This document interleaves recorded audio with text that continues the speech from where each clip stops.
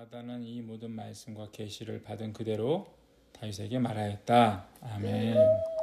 자, 여기 말씀 우리가 지금 봤는데 맞아, 좀 길지. 이 내용이 지난주에 했던 내용과 같은 이어지는 내용인데, 지난주에 내용 말씀에 이어진 내용인데, 지난주에 우리가 읽은 1절부터 9절까지의 내용이 뭐였지? 기억나는 사람? 교회에 대한 내용 얘기했지? 예배당.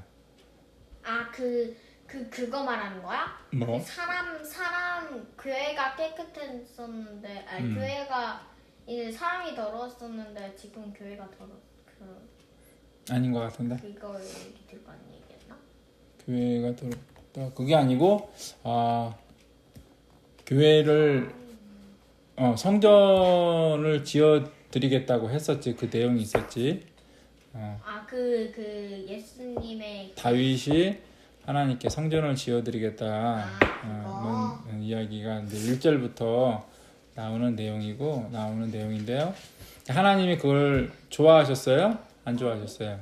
좋아하셨어요. 좋아하지 않으셨어요. 나는 필요 없다고 말했는데 왜 지어주려고? 그렇지. 필요하다고 말씀하신 적이 없지. 자, 하나님은 이스라엘을 구원하신 분이시고, 하나님은 교회를 세우신 분이십니다. 이러한 하나님은 교회와 함께 계시는 분이시고, 우리 가운데 다니시면서 은혜를 주시는 분이십니다. 하나님께서 성소를 통해서 이스라엘 각 지파들을 이렇게 다니시기도 하시고, 또 가나안에 들어간 이후로는 성소를 통해 여러 지역을 이동하셨던 것과 같이 하나님께서는 우리와 함께 계시며 우리에게 은혜를 주시는 분이시죠. 이러한 하나님께서 다윗을 왕으로 삼으셨다고 우리 말씀에, 오늘 우리가 읽은 말씀에 이제 기록하고 있죠. 7절부터 8절 내용에 보면 내가 너를 왕으로 세웠다라는 얘기를 하시고 계시죠. 근데 다윗이 고생을 했어요. 왕이 되기 위해서. 다 알고 있어요? 기억해요? 했겠지, 왕이 되긴. 왕이 되기 전까지 처음엔 장군이 됐었지만 나중에 사울에게 쫓겨서 광야에서 오랫동안 고생을 했죠. 이렇게 다윗이 고생을 했지만 다윗이 고생을 해서 왕이 된 것은 아니라는 얘기예요. 이게 중요한 겁니다. 성실해서 왕이 된 게 아니라는 거예요. 단지 성실해서 왕이 되는 게 아니다. 다윗은 오히려 왕이 되기 위해서 사울을 죽일 수 있을 때 죽이지 않았어요. 다윗은 왕이 되려고 사울을 죽이지 않았어요. 오히려 죽일 수 있을 때 죽이지 않았어요. 다윗은 오히려 하나님을 생각해서 사울 왕을 죽이지 않았어요. 자신이 왕이 되는 일을 하나님의 손에 맡긴 거예요. 그렇기 때문에 다윗이 고생한 것은 맞아요. 다윗이 고생한 것은 맞지만 다윗은 하나님의 뜻을 지키기 위해서 그 고생을 더 했어요. 그렇기 때문에 다윗이 왕이 되기 위해서 고생을 했다는 말보다는 하나님의 뜻을 지키기 위해, 하나님의 뜻에 맞게 행동하기 위해 고생했다라고 말하는 것이 더 맞아요. 우리도 하나님의 뜻을 지키기 위해서 수고해야 합니다. 노력해야 돼요. 뜻을 지키기 위해서. 다윗이 무엇을 위해서 수고했느냐? 왕이 되기 위해서? 아니. 그 사람이 고생해서 왕이 됐느냐? 고생은 했지만 그것 때문에 왕이 된 게 아니라는 거예요. 하나님의 뜻을 지키기 위해서 다윗이 그 고생하는 것을 감내했다고 하죠. 그냥 고생을 계속 유지했던 것처럼 우리도 하나님의 뜻대로 살기 위해서 수고해야 합니다. 이것이 믿는 사람들의 자연스러운 모습이고 당연한 모습이에요. 왜? 그냥. 은혜 주시는 하나님께 선물을 드리고 싶은 것이 어쩌면 좋은 사람의 좋은 모습일 거예요. 자연스러운 마음이겠지만 그래서 다윗이 하나님께 성전을 드리고 싶었던 거야. 자기가 왕이 됐잖아. 하나님의 말씀대로. 하나님께서 하나님 뜻대로, 하나님의 은혜대로, 하나님이 은혜 주셔서 다윗이 왕이 됐어요. 그래서 너무 감사한 거야. 그래서 하나님께 성전을 드리고 싶어 했지만 하나님은 그것을 거부하셨어요. 7절과 8절에서 보듯이 하나님은 성전을 지어드리겠다는 다윗에게 내 백성 이스라엘의 통치자로 너를 삼은 것은 바로 나다 라는 말씀을 하셨어요. 이 말씀에 숨은 의미가 두 가지 정도 있는데, 하나는 하나님은 모세를 통해 말씀대로 지으신 성소 외에 다른 건물, 다른 거처라고 해야 될까요? 그런 다른 건물을 원치 않으신다는 것이고, 다른 건축물을 받기 위해서 너를 왕으로 삼지 않았다는 의미예요. 하나님은 다른 건물을 원하신 적이 없고 그 건물을 세우게 하시려고 다윗을 왕으로 세우지 않으셨다는 거예요. 이러한 하나님의 마음은 현재 우리에게도 똑같이 적용됩니다. 하나님은 우리에게 하나님이 세우신 성소 외에 다른 공간, 건물을 요구하지 않으세요. 하나님 세우신 성소가 뭐지? 이게 중요하지. 하나님이 처음에 그 다윗 시대에 있던 성소 있다고 그랬잖아. 지난주에 여기 텐트 얘기했잖아요. 그치? 텐트처럼 생긴 성소가 있었어. 그걸 누가 지었어요? 모세 때 모세를 통해서 지어졌어. 근데 이것을 누가 짓게 했냐면 하나님이 짓게 했어. 쉽게 말해 하나님이 세우신 성소였어요. 근데 지금도 우리에게 하나님께서 하나님께서 세워주신 성전이 우리에게 있어요. 그거 외에 하나님은 다른 공간, 다른 건물을 어떠한 건물을 요구하지 않으세요. 하나님은 이 성소를 이미 예수 그리스도를 통해 완성하셔서 그 안에 거하고 계십니다. 이 성소는 우리가 잘 알듯이 예수 그리스도가 부르시고 구원하신 사람들이고 예수님의 이름으로 모이는 사람들이고 예수님의 뜻을 따르는 사람들이에요. 이게 누구죠? 교회. 우리들. 믿는 사람들을 의미합니다. 하나님은 이 사람들 안에 거하시는 거예요. 알겠어요? 네. 교회 안에 거하신다. 하나님이 우리 교회 안에 거하십니다라고 하는 말은 그래서 좀 안 맞는 말이에요.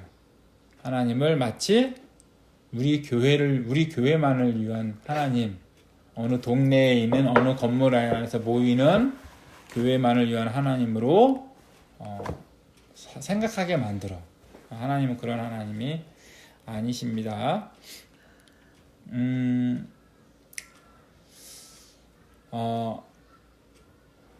우리는 이 사람들을 교회라고도 부르고 또는 다른 말로 뭐라고 부르는지 알아요? 예수님을 머리로 한 교회의 지체 라고도 해요. 교회라는 것은 예수님이 머리이고 예수님 믿는 사람들이 그분의 몸이 되는 거거든. 그렇게 이제 사람으로 표현을 하면, 교회를 표현하면 그렇게 돼요.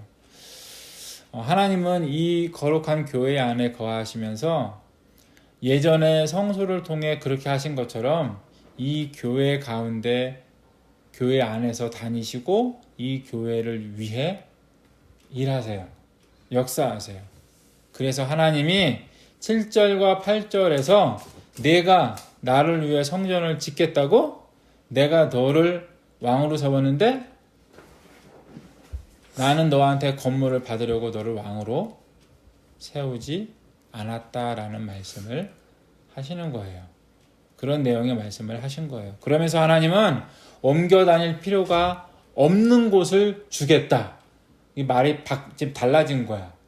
지금 7절, 8절, 9절까지의 내용을 보면 야 나는 그동안 너희 그 이스라엘 각 지파 이스라엘 가나안 땅 이스라엘이 정착한 가나안 땅 그 지역에 이 성수를 통해서 돌아다니고 있었어. 나는 너희와 함께하고 있었어. 유다 지파에만 은혜 주는 하나님이 아니고 예루살렘에만 거하시는 하나님이 아니고 모든 이스라엘 가운데 함께 하시는 하나님이야. 돌아다니는 나는 이동하는 하나님이야. 돌아다니는 하나님이야 라고 하신 그 하나님께서 이번에 뭐라고 하시냐면 10절에 보면 옮겨 다닐 필요가 없는 곳을 주겠다라고 말씀을 하세요. 그러면서 10절 11절을 보면 그곳을 통해서 너희를 보호하겠다. 옮겨 다닐 필요가 없는 곳을 통해서 너희가 거기에 살게 함으로 너희를 보호하겠다라는 말씀을 하시고 12절에서는 다윗을 후손 다윗의 후손을 후계자로 세우셔서 그 일을 이루겠다라는 말씀도 하세요.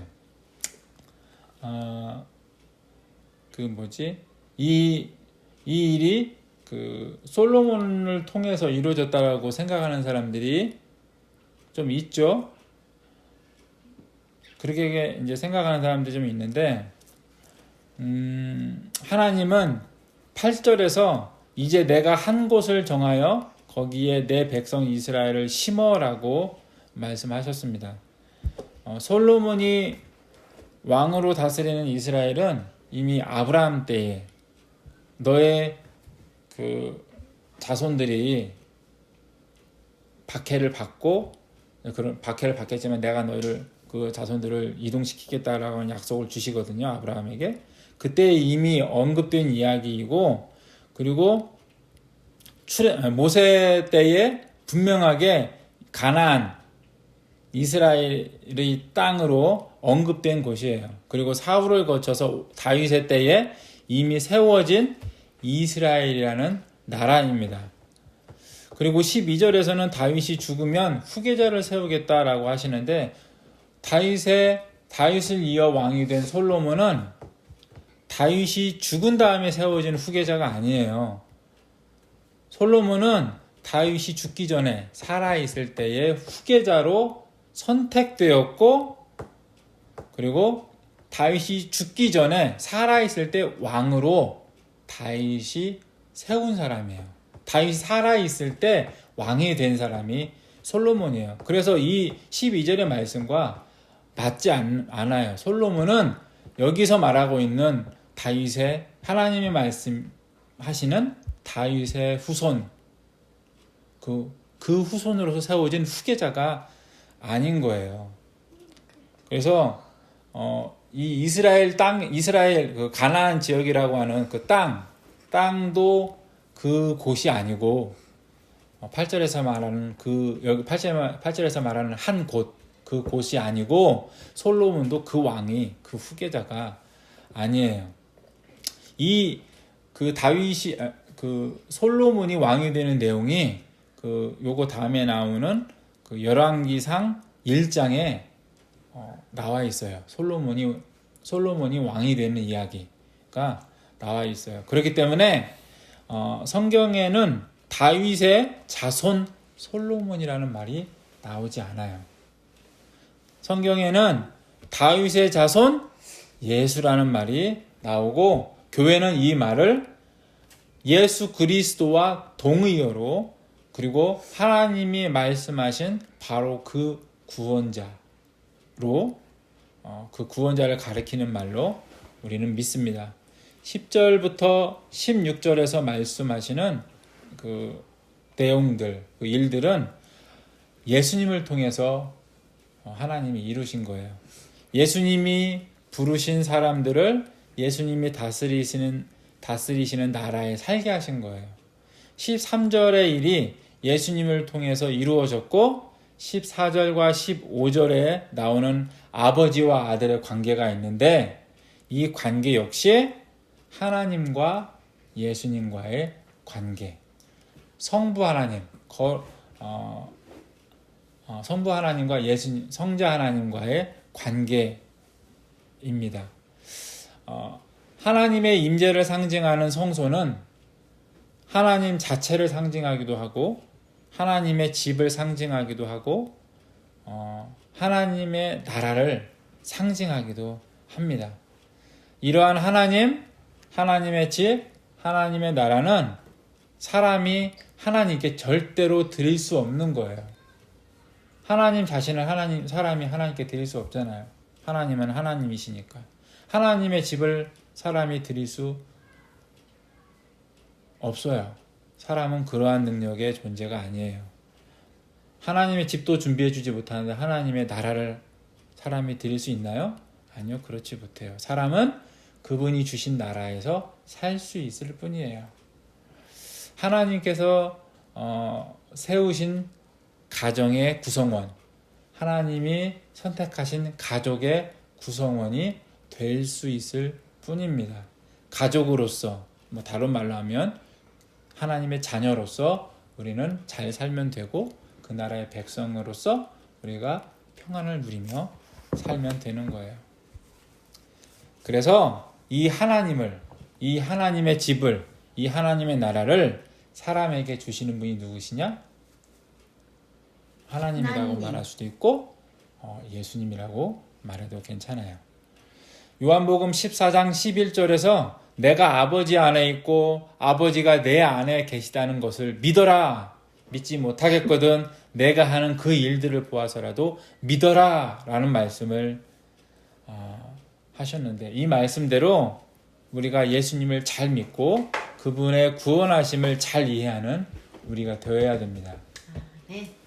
예수님이 평안하셨어요. 고통 중에도 고난 중에도 어려움 중에도 평안하셨는데, 그 예수님께서 그렇게 평안하셨던 것처럼 우리도 예수님 때문에, 하나님 때문에 평안해야 합니다. 우리가 평안하지 않은 이유는 한 가지예요.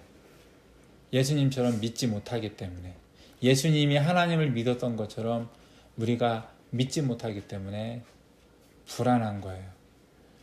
우리도 예수님을 따라 잘 믿어야 됩니다. 하나님이 예수님을 통해 우리를 구원하셨고 자녀 삼아 주셨고 하나님 나라의 천국에 살게 하셨어요. 우리가 이것을 기억하고 잘 이해해서 우리가 교회 생활 잘하고 건물이 아닌 믿는 사람들의 무리 가운데 잘 생활하고 하나님의 자녀로서 잘 살고 하나님의 자녀로서 하나님의 가족으로서 하나님의 나라에서 잘 사는 우리가 되어야 되겠습니다. 기도하겠습니다. 은혜 주신 하나님, 은혜 주시는 하나님, 구원해 주신 하나님, 우리에게 평안을 주시는 하나님, 우리가 평안해야 되는데 우리가 마땅히 그 평안을 누려야 되는데 그렇지 못하며 살고 있습니다.